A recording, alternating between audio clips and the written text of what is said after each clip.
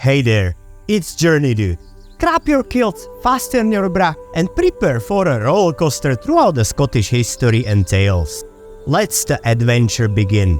When we hear druid, many of us think about folks wearing hooded cloaks, performing mysterious rituals in the depths of the ancient forest. And guess what? Well, that's not too far from reality.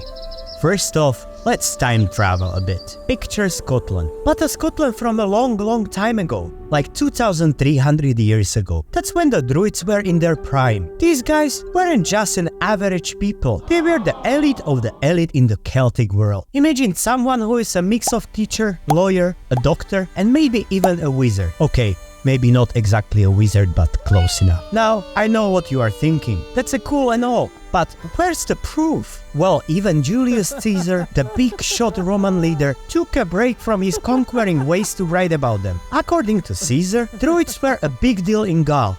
That's a name for old parts of Europe, including France. But guess what? They didn't stay just there. They spread their knowledge and practices to other places like Scotland. The life of Druid wasn't easy peasy. It was said that they studied for 20 years to get all the knowledge they needed. And the wildest part, they didn't jot down any notes. No, seriously, they memorized everything. All the tales of old, the wisdom, rituals, everything was passed down orally. It's a bit like playing the longest game of Chinese whispers. But the Druids were so good at it that the message didn't change. This way of preserving knowledge was both cool and kinda frustrating. Cool because, wow, their brains must been supercharged to remember all of that. Frustrating because for historians and folks like us, there aren't many written records to dig through. Most of what we know comes from outsiders like Romans. And speaking of Romans, they weren't exactly fans of the Druids. As the Romans spread their empire, they saw these wise folks as threat, and so many of the old Druidic practices and teachings vanished as Rome influence grew. But hey, their spirits lives on. Every time you come across a misty forest in Scotland or hear a tale that sounds too magical to be true, remember, the Druids might have had something to do with it. Grab your raincoat and sturdy boots because it's time to unveil some mysteries of Druids. Let's kick things off with the Calanish stones. Oh, it's not a rock band name from the 80s, but it's even cooler. Located in the Isle of Lewis, in the Outer Hebrides. This megalithic monument dates back to around 29 to 2600 BC. You hear that right? It's older than your grandpa's grandpa. These stones are arranged in the sort of cross pattern with the central stone circle. The big question, why did ancient folks put them up? Well, some theories suggest that they were used for astronomical and ceremonial purposes, maybe linked to the lunar and solar cycles. Others think that they were a massive calendar system, but not the kind you hang on your wall. The Druids, with their deep reverence for nature and cosmos, likely used sites like this for their rituals and gatherings. Now, a wee fun fact for you. During the certain times of the year, like the solstice, the sun and the moon align perfectly with some of the stones. Coincidence? With the Druids involved? I don't think so. Next up, the Ring of Brodgar, located on the largest of the Orkney Islands. This stone circle is massive. We are talking about a circle that's 341 feet in diameter, made up of originally 60 stones, though only 27 remain standing today. It's one of the northernmost stone circles in the British Isles. The real mystery, nobody is completely sure about the purpose of the Ring of Brodgar. Some say it was a religious site, others reckon it was a kind of ancient observatory. One thing's for sure, the place oozes magic. Just standing there, you can almost hear the whispers of the ancients and feel the spiritual energy of Druids, who might once walk the grounds. Fun tidbit, around the Ring of Brodgar, you can spot some rock art. Now, whether it's ancient doodles, important symbols, or just prehistoric graffiti is up to interpretation, but they sure add another layer of mystery to the place. Now let's talk about prominent figures in the Druids' history, shall we?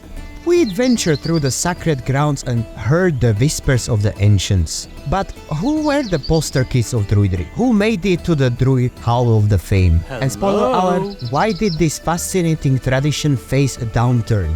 Stick with me, it's time to unveil.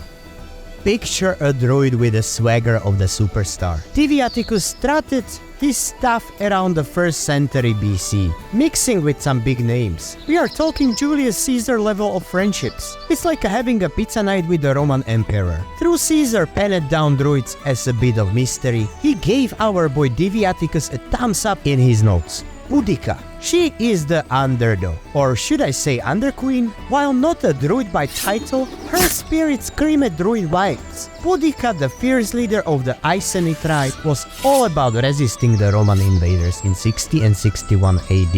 And while she didn't go to the battle chanting druidic hymns, there is no denying the druid influence in her resistance. Swinging over the whales, we stumble upon a lyrical genius. Taliesin was like a Bob Dylan of the 6th century. Dripping in druid inspiration, historians might quotable over whether he was real, but the tales, they are as real as the emotions they evoke. Now hold on to your hats because here come the twist.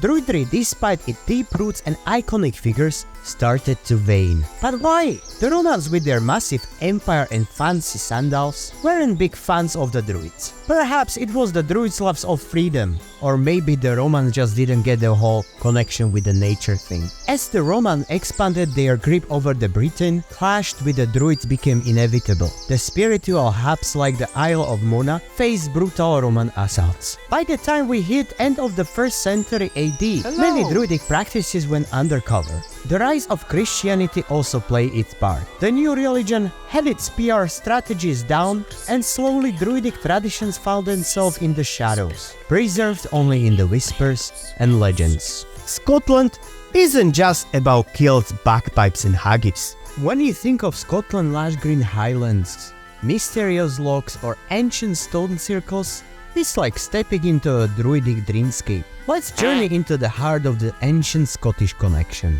Trees in Scotland aren't just nature's skyscrapers. To the Druids, they were the ancient custodians of wisdom. Take the mighty Scottish oak. For instance, in the quiet of the Caledonian forest, you could almost hear the whispers of ages past. The Druids believed that these magical trees held memories, acting as a gateways to knowledge. Sacred groves in places like these were the original Druidic cathedrals. And if you ever stood by a Scottish loch, you know the sense of awe. To the Druids, these were no mere bodies of water. They were the earth's looking glasses, reflecting the depths of the worlds below and the cosmos above. Loch Ness, beyond its famed monster, was seen as a sacred space, where the veil between this world and the next was at its thinnest.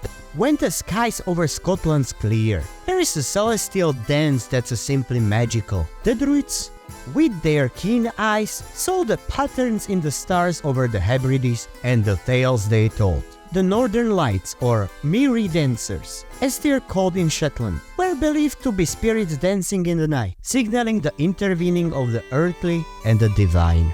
Scottish wildlife isn't just for postcard. The Druids saw the spirits of the land in the golden eagle soaring over the Grampians and heard the voice of the divine in the call of red deer. They believed Scottish animals like the wildcat and the raven were not only totems but also keepers of ancient wisdom.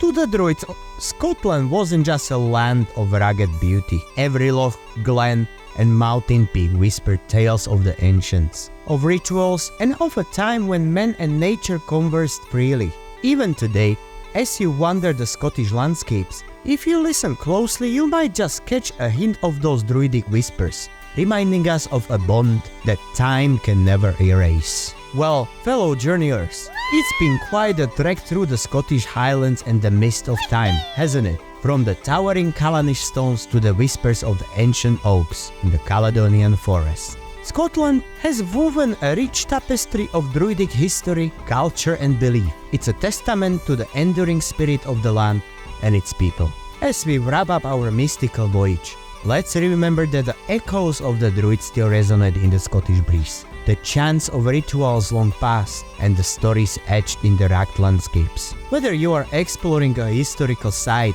gazing up to the Mirror Dancers, or simply enjoying a quiet moment by a serene loch, know that you are stepping into a narrative that has been centuries in the making.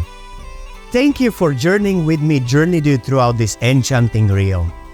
May the wisdom of the ancients always guide your path, and Scotland call you back for a new adventures. And until next time, Slanchiva!